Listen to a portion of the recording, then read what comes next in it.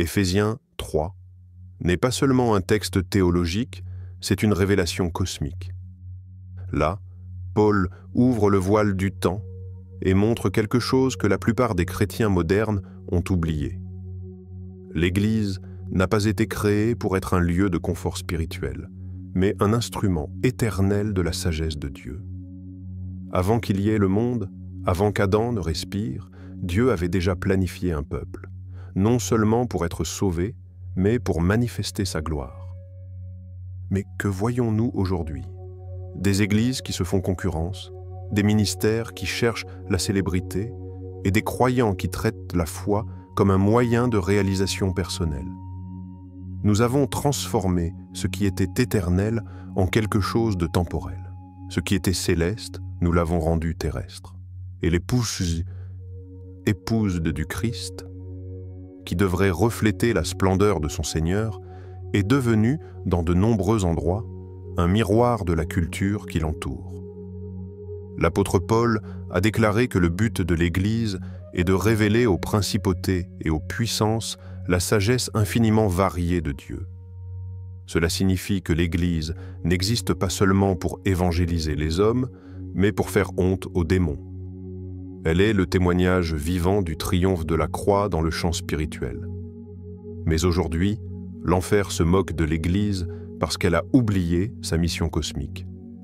Dans cette vidéo, nous allons exposer le mystère oublié d'Éphésiens 3. Vous comprendrez pourquoi Dieu vous a placé au sein de l'Église, ce que signifie faire partie d'un dessein éternel et comment votre obéissance personnelle manifeste la sagesse divine devant les cieux. Si vous êtes fatigué d'un christianisme superficiel, motivé par la vanité et le spectacle, restez jusqu'à la fin. Car Éphésiens 3 va vous montrer la raison pour laquelle Dieu a choisi l'Église et le motif pour lequel Satan la étend. Spurgeon disait « Dieu n'improvise pas ». Tout ce qu'il fait était déjà dans son cœur depuis l'éternité. Et c'est exactement ce que Paul révèle dans Éphésiens 3. L'Église n'est pas née dans Acte 2, elle est née dans le cœur de Dieu avant le temps.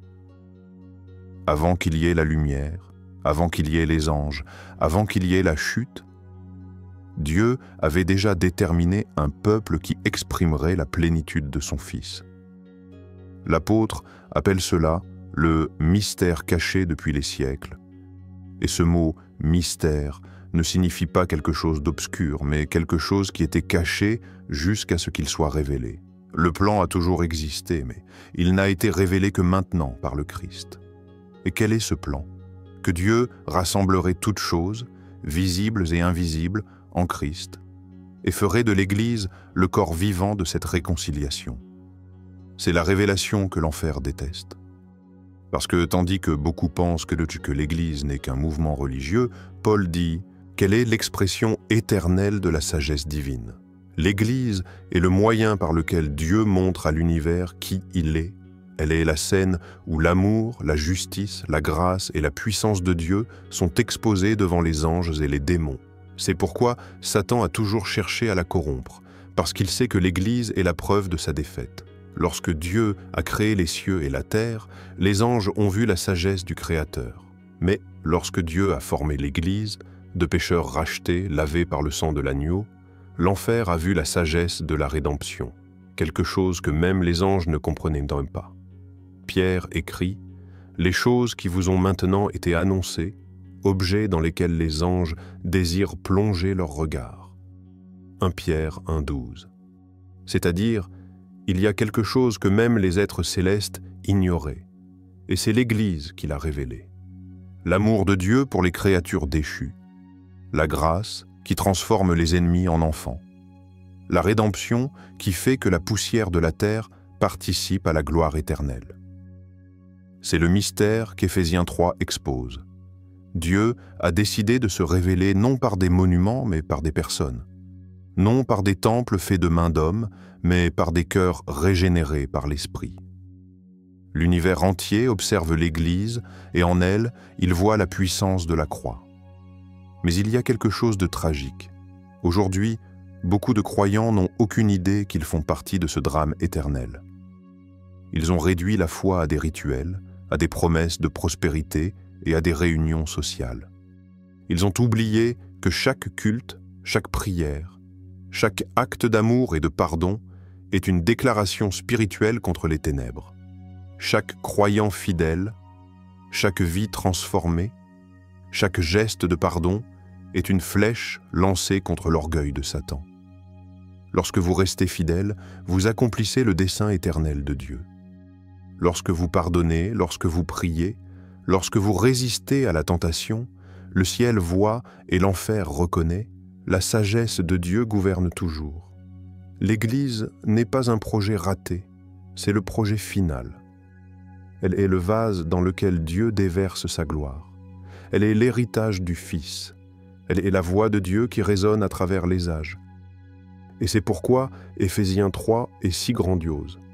Il nous rappelle que le christianisme n'est pas seulement l'homme allant vers Dieu, c'est Dieu utilisant l'Église pour révéler son esprit à l'univers. Spurgeon disait « L'Église est le théâtre de la gloire de Dieu, les saints sont les acteurs et la grâce est le scénario. » Et sur cette scène sainte, il n'y a pas de spectateurs. Chacun de nous a été appelé à jouer le rôle que le Père a écrit avant la fondation du monde. Donc, avant que tout n'existe, vous étiez déjà dans les plans de Dieu. Et l'Église n'est pas seulement l'endroit où vous servez, c'est l'endroit où Dieu lui-même se montre à travers vous. Paul écrit dans Éphésiens 3:10 « Afin que la sagesse de Dieu, dans sa grande diversité, soit maintenant, par le moyen de l'Église, portée à la connaissance des principautés et des puissances dans les lieux célestes. » C'est l'une des déclarations les plus extraordinaires de toute l'Écriture. Spurgeon disait « Les cieux voient la gloire de Dieu par la création, mais les anges voient voient sa sagesse par la rédemption. » Et c'est exactement ce qui se passe dans l'Église. L'Église est la scène de la sagesse infiniment variée de Dieu, une sagesse qui a de multiples facettes, de nombreux angles, de nombreuses couleurs. Elle est infiniment variée parce que Dieu utilise même ce qui semble le chaos pour accomplir ses desseins éternels. Il révèle sa sagesse à travers ce que le monde méprise, ce que l'enfer tente de détruire et ce que l'homme ne comprend pas. Chaque fois qu'un pécheur se repent, la sagesse de Dieu est révélée. Chaque fois qu'un mariage est restauré, chaque fois qu'une âme est libérée, chaque fois que quelqu'un décide de pardonner au lieu de se venger, les principautés et les puissances sont humiliées. Parce qu'elles voient que la croix n'a pas été une défaite, elle a été une victoire, et que l'Église est la preuve vivante de cette victoire. La sagesse de Dieu est montrée dans ce que le monde appelle faiblesse. Il utilise l'improbable, le petit, l'oublié. Il transforme les pécheurs en apôtres, les traîtres en martyrs, les ennemis en enfants. Et lorsque l'enfer essaie de comprendre, il n'y arrive pas. Parce que le système spirituel de Satan est logique, celui de Dieu est surnaturel. C'est la beauté de l'Église. Elle est l'exposition vivante du plan que le diable n'a jamais pu déchiffrer. Pendant des siècles, le royaume des ténèbres a vu Dieu agir en silence. Il a créé l'homme, permis la chute, suscité des patriarches, des prophètes, des rois. Mais le mystère, le plan, restait caché. Et puis, avec la croix, le sceau a été brisé. Et ce que l'enfer pensait être sa victoire fut la scène où Dieu a annoncé sa sagesse éternelle. L'apôtre Paul voyait l'Église comme le point culminant de cette révélation. Non pas une institution humaine, mais un corps formé d'hommes et de femmes en qui la grâce a vaincu le péché. L'enfer ne craint pas les temples, il craint les personnes rachetées, parce qu'en chacune d'elles, Dieu révèle une facette de sa sagesse. Un croyant fidèle est un message vivant pour les démons. Vous avez perdu. L'Église est le rappel quotidien que la rébellion de Lucifer a échoué. Elle est le monument de la grâce qui a triomphé de l'orgueil. Tandis que les anges déchus ont choisi l'indépendance, l'Église a choisi la soumission. Tandis que Satan a dit « Je monterai », l'Église dit « Que ta volonté soit faite ». Et c'est pourquoi elle est le miroir où se reflète la sagesse divine. Mais voici la vérité ignorée. Aujourd'hui, beaucoup vivent comme si l'Église était un club social, un espace de consommation religieuse. Ils ont oublié que nous sommes l'incarnation du dessein éternel de Dieu. Chaque prière véritable, chaque geste d'amour, chaque parole prêchée avec sincérité est un coup porté aux ténèbres. Quand l'Église vit dans l'unité, l'enfer est confus. Quand elle sert sans chercher la gloire, l'ennemi se tait. Quand elle s'humilie dans la repentance, le ciel l'exalte. Parce que la sagesse de Dieu n'est pas théorique, elle est vécue. Spurgeon écrivait « L'Église est la cathédrale où Dieu prêche le sermon de la grâce à l'univers. » Et ce sermon n'est pas fait de mots, il est fait de vies vraiment transformées. Vous faites partie de ce sermon. Votre vie est un message que le ciel lit et que l'enfer craint. Et c'est pourquoi les luttes sont si intenses. Le diable sait que chaque fois que l'Église reste fidèle, la sagesse de Dieu est révélée. La question est, permettez-vous à Dieu de révéler sa sagesse à travers vous, ou obscurcissez-vous l'éclat de l'Église par vos propres volontés? L'Église est le lieu où Dieu expose la beauté de la soumission, de l'obéissance et de la grâce. Et chaque fois qu'un croyant dit « oui » à la volonté de Dieu, la sagesse du Très-Haut est proclamée dans les cieux. Spurgeon disait « L'Église n'est pas une expérience de Dieu, elle est l'expression éternelle de son esprit. » Ces mots font écho à ce que Paul révèle dans Éphésiens 3:11, selon le dessein éternel qu'il a mis en exécution par Jésus-Christ, notre Seigneur. Cette phrase est si courte, mais elle contient le poids de l'éternité. Paul ne parle pas d'un plan récent, ni d'une idée qui a surgi avec la chute de l'homme. Il décrit quelque chose qui est né avant le temps, un dessein éternel. Un plan qui a commencé en Dieu, passe par la croix et culmine dans la gloire. Le but de Dieu n'a jamais été seulement de sauver des individus, c'était de rassembler en Christ un peuple qui le reflèterait. L'Église est l'extension de la présence du Fils dans le temps. Elle est le corps du Christ, marchant dans le monde, proclamant, servant, souffrant et vainquant comme il a vaincu. Et c'est ce que l'enfer craint le plus, parce que l'Église est le rappel constant que l'histoire a déjà une fin décidée. Le Christ triomphant à travers son corps. Lorsque Dieu a planifié la création, il y avait déjà un objectif plus grand, la rédemption. Et lorsqu'il a planifié la rédemption, l'objectif n'était pas seulement de retirer l'homme du péché, mais de ramener l'homme à la communion éternelle avec lui. L'Église est le lieu où cette communion se produit maintenant, comme une répétition du ciel. C'est l'espace où l'éternité touche le temps. C'est le foyer où Dieu habite au milieu de ceux qui ont été rachetés par le sang de l'agneau. Mais cette vérité est presque ignorée. Nous vivons à une époque où beaucoup traitent l'Église comme une institution humaine, une entreprise, une marque. Ils ont transformé le dessein éternel en agenda d'événements, l'autel en scène et le corps en public. Ils ont oublié que l'Église n'existe pas pour divertir le monde. Elle existe pour manifester la gloire de Dieu. Le dessein éternel de Dieu n'est pas le confort, c'est la conformité au Christ. Le Père a décidé de former une famille qui porterait l'image du Fils. C'est le vrai sens de l'Église. Être une communauté qui reflète le caractère du Christ au milieu d'un monde corrompu. Et voici ce que Paul appelle mystère. Dieu a choisi de manifester ce dessein à travers des personnes imparfaites.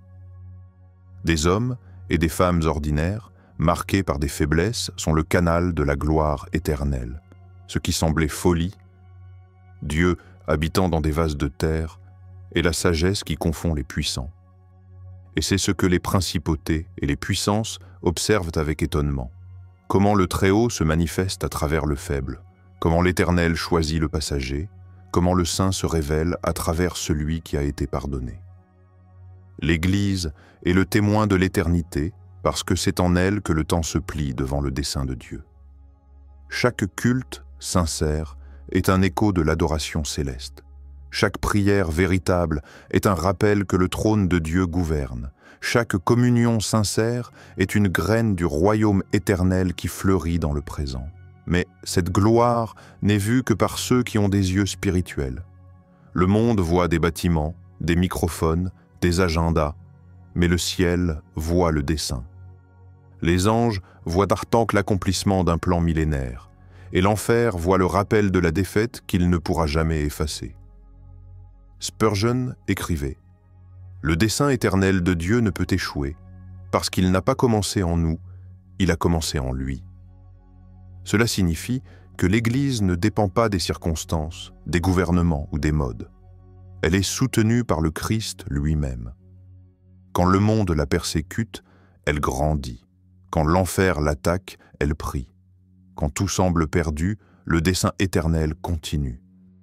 Parce que l'Église est le corps de l'immuable. Chaque génération de l'Église est une nouvelle page de la même histoire divine. Et vous en faites partie. Vous n'êtes pas un spectateur de la foi, vous êtes un témoin du dessein éternel de Dieu. Votre fidélité, vos larmes, votre persévérance, tout cela est utilisé par Dieu pour accomplir un plan qui a commencé avant la création. C'est la vérité ignorée. L'Église n'est pas un projet humain, elle est l'écho de l'éternité. Elle avait été planifiée par Dieu, achetée par le Christ et habitée par l'Esprit. Et rien, pas même l'enfer entier, ne peut frustrer ce qui est né dans le cœur de l'Éternel. Spurgeon disait « Tout ce que Dieu fait, il le fait autour du Christ. Le Fils est le cœur du plan éternel. » Et c'est exactement ce que Paul nous montre dans Éphésiens 3, 11. Le dessein éternel de Dieu est mis en exécution par Jésus-Christ, notre Seigneur. C'est-à-dire que Christ est le centre de tout. Il n'est pas seulement le moyen du salut, mais le fondement, l'objectif et la fin de toute la création. L'Église existe par lui, pour lui et en lui. Le Père a voulu révéler sa sagesse par le moyen de l'Église, mais cette révélation n'est possible que parce que le Christ habite en elle. Sans le Christ, l'Église serait un corps sans âme, une structure vide. Mais lorsque l'Esprit du Fils est au milieu d'elle, l'invisible devient visible et l'Éternel touche le temps. Le plan de Dieu n'a jamais été de construire des temples, c'était de former un corps pour son Fils. En Christ, le ciel et la terre se réconcilient. En Christ, le perdu trouve le chemin. En Christ, le faible est fortifié. Et en Christ, l'Église devient l'expression de la gloire divine. C'est pourquoi Paul écrit dans Éphésiens 1:10 de réunir toutes choses en Christ, celles qui sont dans les cieux et celles qui sont sur la terre. Le dessein éternel est l'unification de tout en Christ. Chaque prière, chaque âme sauvée, chaque acte d'amour et de pardon, tout converge vers lui. Rien n'est hors de portée de la croix. Et le Saint-Esprit travaille sans relâche pour aligner l'Église à ce centre. Mais la vérité ignorée est que beaucoup essaient de construire le royaume sans le roi. Ils prêchent les bénédictions, mais pas la sainteté. Ils chantent la victoire, mais pas la croix. Ils organisent des cultes qui parlent de Dieu, mais ne l'adorent pas. Et le résultat est une Église pleine de mouvements, mais vide de Christ. Spurgeon avertissait « Une Église sans Christ est comme un corps sans souffle.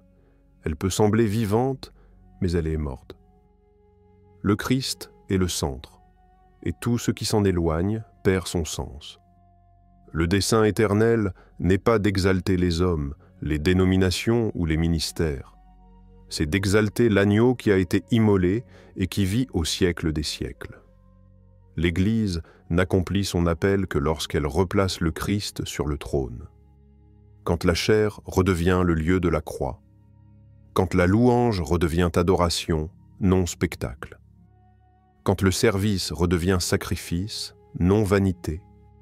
Quand l'amour redevient don, non intérêt. Le Christ est le centre du message, le modèle du serviteur et la mesure de la maturité. Le Père ne forme pas une église de vainqueurs terrestres.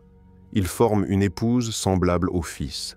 Et chaque douleur, chaque épreuve, chaque taille fait partie du processus pour nous conformer à son image. Dans Romains 8, 29, Paul explique « Car ceux qu'il a connus d'avance, il les a aussi prédestinés à être conformes à l'image de son Fils. » Tel est le dessein éternel, que l'Église révèle le caractère du Christ au monde, non seulement par des paroles, mais par la vie, non seulement par la puissance, mais par la pureté, non seulement par les dons, mais par les fruits. L'enfer ne craint pas une Église bruyante, il craint une Église semblable au Christ. Parce que plus l'Église reflète le Fils, plus le royaume des ténèbres est démasqué. Satan ne craint pas les bâtiments, les programmes ou la popularité. Il craint le reflet de l'agneau dans un peuple qui ne négocie pas la sainteté. Et c'est pourquoi Éphésiens 3 est si confrontant. Il nous montre que le centre de l'Église n'est pas l'homme, c'est le Christ. Il est le motif, le soutien et la destinée. Sans lui, il n'y a pas de dessein. Sans lui, il n'y a pas de puissance. Sans lui, il n'y a pas d'Église. Spurgeon écrivait « Le christianisme n'est pas une religion à propos du Christ. C'est la vie du Christ qui palpite dans le cœur du croyant. » Le plan éternel du Père est que le monde voit le Fils à travers l'Église. Que chaque geste, chaque pardon, chaque acte de foi et d'amour révèle la nature du Christ aux cieux et à la terre. La question est, sommes-nous le miroir fidèle de ce dessein, ou reflétons-nous le monde à l'intérieur du temple?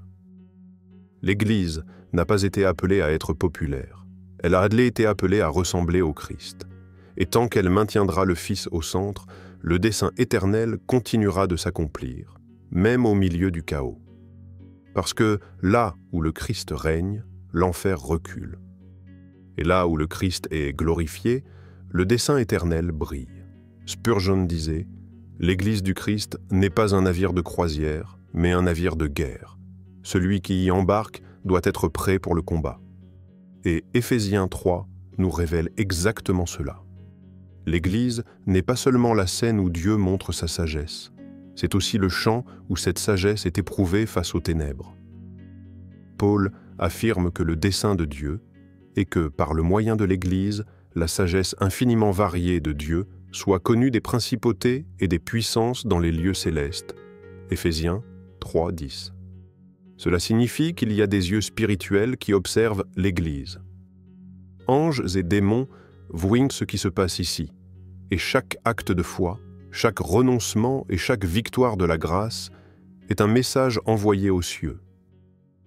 Le problème est que beaucoup de chrétiens ont oublié qu'ils sont en guerre. Ils ont transformé l'Évangile en confort et la foi en routine. Mais derrière l'apparence de la normalité, il y a une bataille menée tous les jours, la bataille pour la fidélité de l'Église. Satan ne peut pas effacer le dessein éternel de Dieu, mais il essaie de défigurer le témoignage de l'Église. Il ne peut pas détruire le corps, mais il essaie de paralyser les membres. Il ne peut pas arracher la lumière, mais il essaie de la couvrir de distraction, de mondanité et de division. Et chaque fois qu'un croyant se lève et reste fidèle, l'enfer est humilié, parce que la grâce de Dieu prouve, une fois de plus, qu'elle est plus forte que l'orgueil des ténèbres. Spurgeon disait « L'enfer déteste l'Église parce qu'elle est la preuve vivante que la croix a vaincu. Et c'est pourquoi les attaques sont constantes. Parce que l'Église représente ce que Satan a perdu pour toujours, la communion avec Dieu.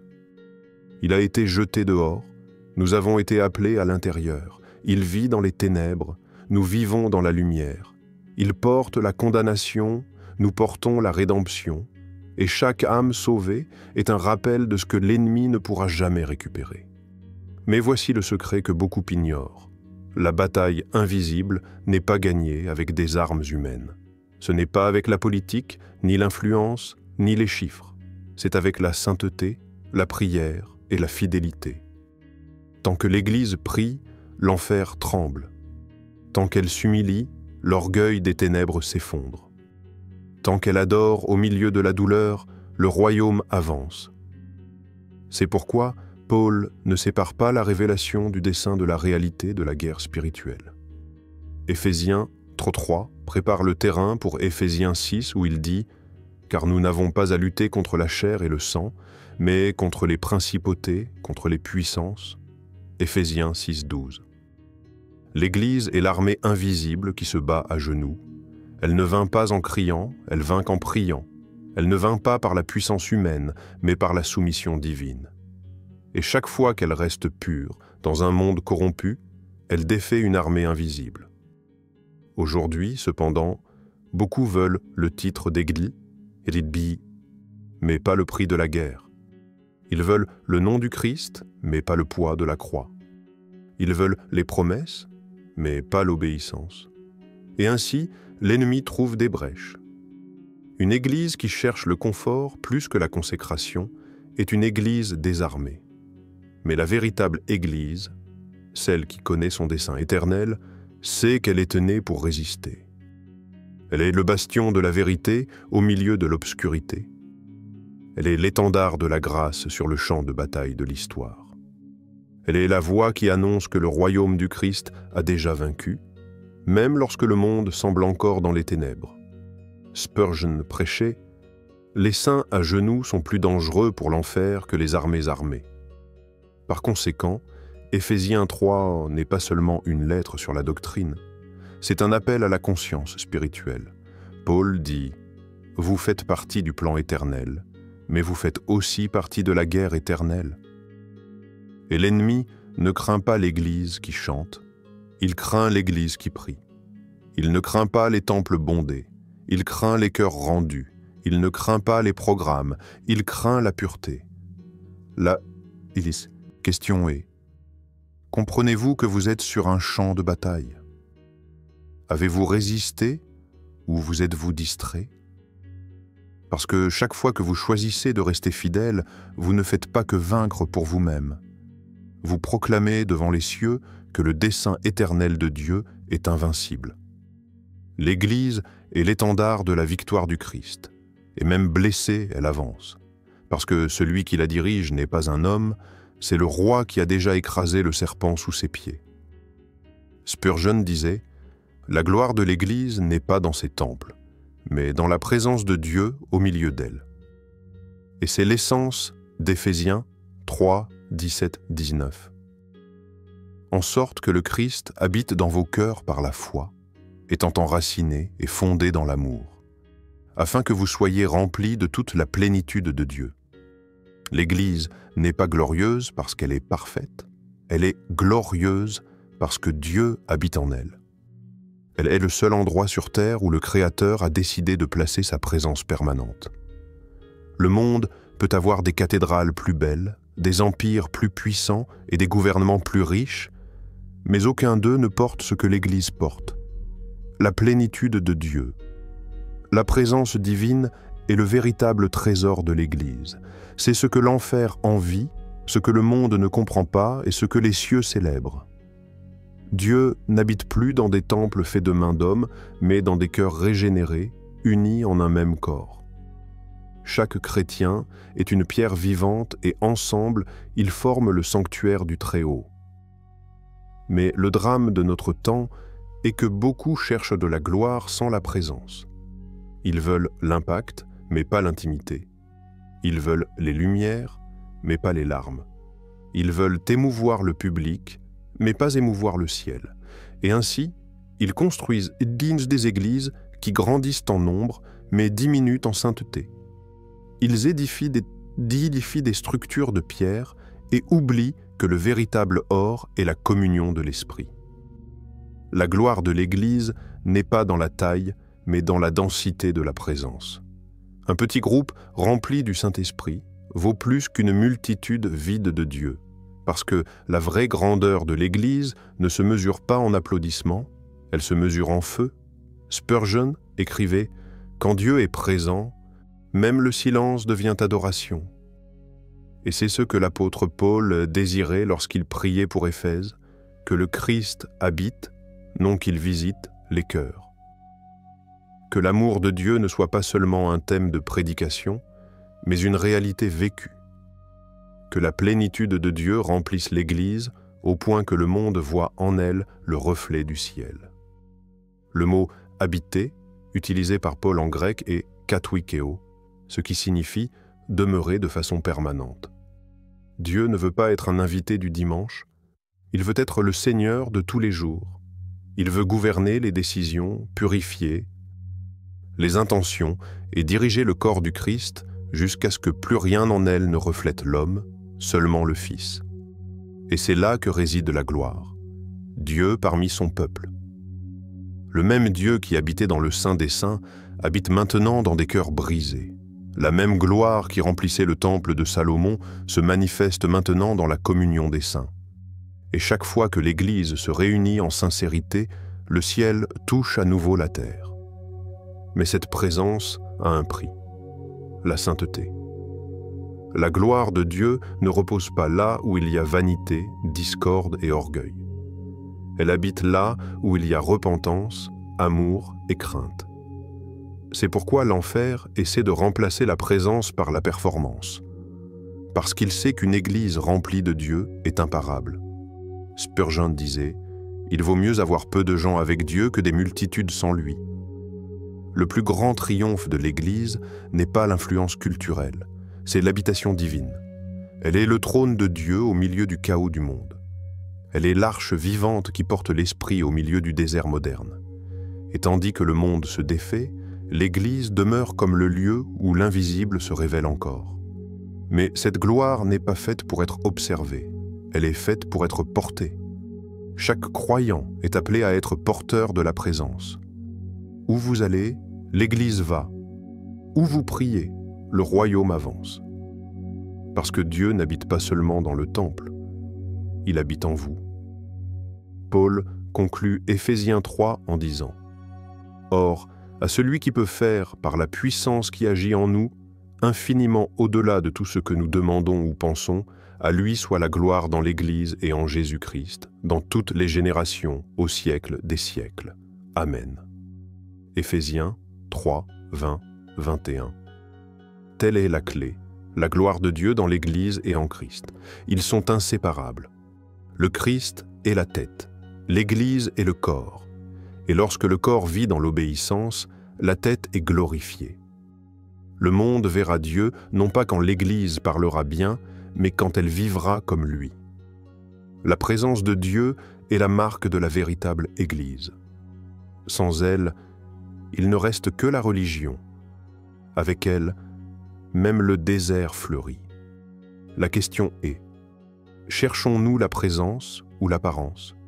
Voulons-nous être remplis de Dieu ou seulement connus des hommes? Parce que là où il y a la vraie gloire, il n'y a pas de place pour la vanité, seulement pour l'adoration. L'Église est le trône où le roi a choisi d'habiter. Et quand le roi est présent, l'enfer se tait. Spurgeon disait « L'Église n'est pas appelée à être populaire, mais à être puissante, non à refléter le monde, mais à refléter le ciel. » Et c'est la conclusion naturelle d'Éphésiens 3. Après avoir révélé le mystère éternel, l'apôtre Paul nous montre le dessein final de l'Église, être l'expression visible de la gloire du Christ dans le monde. Non seulement parler de lui, mais révéler sa présence. Non seulement défendre une doctrine, mais vivre comme la preuve de la vérité. L'appel de l'Église est un appel à la manifestation. Paul termine le chapitre par une explosion d'adoration. À lui soit la gloire dans l'Église et en Jésus-Christ, dans toutes les générations, au siècle des siècles. Amen. Éphésiens 3, 21. Ce n'est pas une phrase poétique, c'est une prophétie. Paul dit que l'Église sera le miroir de la gloire du Christ à travers tous les âges, jusqu'à ce qu'il revienne. Elle est le témoignage vivant que Dieu continue d'agir dans le monde. La gloire du Fils brille à travers le corps, et le corps glorifie le Fils devant les hommes. Mais cette vérité a été oubliée. Aujourd'hui, beaucoup traitent l'Église comme une scène, non comme un autel, comme un produit, non comme un peuple. Ils ont oublié que l'Église n'existe pas pour être vue. Elle existe pour rendre le Christ visible. Spurgeon avertissait « Quand l'Église cherche sa propre gloire, elle éteint la gloire du Christ. » Et c'est exactement ce que nous avons vu, des ministères centrés sur les hommes des chairs qui promeuvent des personnalités, des chrétiens qui veulent être des stars et non des serviteurs. Mais le but de l'Église est l'opposé, être le miroir où seul le Christ apparaît. La gloire de l'Église est de disparaître pour qu'il soit vu. Elle est de servir et non d'être servie. Elle est de souffrir, si nécessaire, pour que la lumière du Christ atteigne ceux qui sont encore dans les ténèbres. L'Église qui manifeste la gloire du Fils est celle qui a appris le chemin de la croix, car il n'y a pas de gloire sans sacrifice. Paul a compris cela lorsqu'il a écrit « Je porte sur mon corps les marques du Seigneur Jésus ». Galates 6, 17. L'Église qui porte des marques est celle qui porte la gloire. Chaque blessure fidèle, chaque larme versée, chaque renoncement fait par amour, tout cela reflète l'éclat de l'agneau. L'Église n'est pas la fin, elle est le moyen. Elle est le canal par lequel le royaume de Dieu envahit le temps. Le ciel parle à travers elle, l'Esprit agit à travers elle et le monde est confronté par elle. Mais il y a quelque chose d'encore plus profond. La gloire du Christ n'est pas seulement révélée dans l'Église, elle est partagée avec elle. Jésus a prié. « Je leur ai donné la gloire que tu m'as donnée afin qu'ils soient atteints. » Jean 17, 22. C'est extraordinaire. Le Christ lui-même a partagé sa gloire avec le corps. Non pas la gloire de l'adoration, mais de la communion. Non pas la gloire du trône, mais de la présence. Lorsque l'Église marche dans l'unité et l'amour, elle reflète l'éclat du Fils lui-même.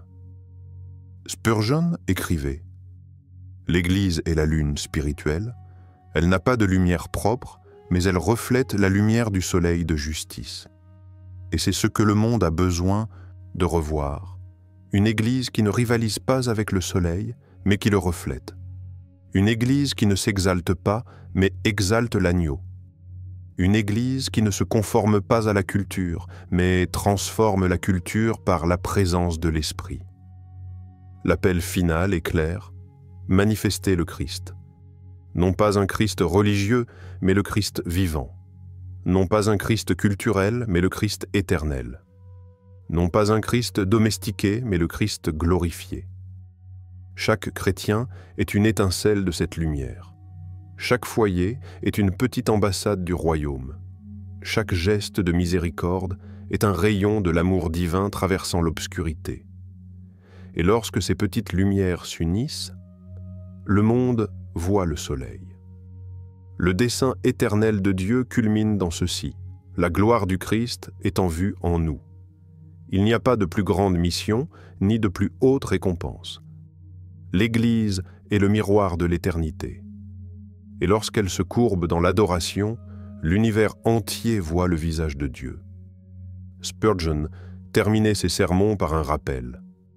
Quand l'Église vit pour la gloire du Christ, l'enfer tremble et le ciel se réjouit. Tel est le destin de l'épouse.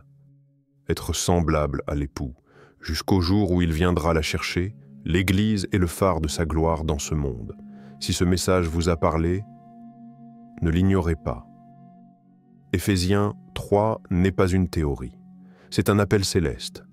Vous faites partie de quelque chose de bien plus grand qu'un temple, un nom ou une dénomination.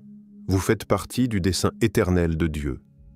Charles Spurgeon disait « L'Église est le poème de Dieu, écrit avec le sang du Christ et lu par les anges. » Vous êtes une ligne de ce poème, un vers vivant dans l'histoire de la rédemption. Et chaque fois que vous restez fidèle, chaque fois que vous pardonnez, priez et servez avec amour, la sagesse de Dieu est prêchée à l'univers. Ne laissez pas le monde vous distraire. Ne vous contentez pas d'un christianisme sans croix. Ne vivez pas une foi sans présence. Le même Dieu qui a habité le temple de Salomon veut habiter en vous et faire de votre vie un reflet de la gloire du Christ. Aujourd'hui, le Saint-Esprit appelle l'Église à revenir au centre, à revenir au Christ. Non pas une Église célèbre, mais une Église fidèle. Non pas une Église visible aux hommes, mais crainte par l'enfer. Parce que le dessein éternel de Dieu n'est pas le succès de l'Église, c'est la gloire du Christ en elle. Déclarez dans les commentaires, « Seigneur, je veux faire partie de ton Église vivante où ta gloire habite. » Et si cette parole vous a confronté et édifié, abonnez-vous à la chaîne L'École du Prince et partagez avec quelqu'un qui a besoin de comprendre ce qu'est la véritable Église. Parce que la gloire de Dieu ne demeure pas dans les murs, elle demeure dans les cœurs.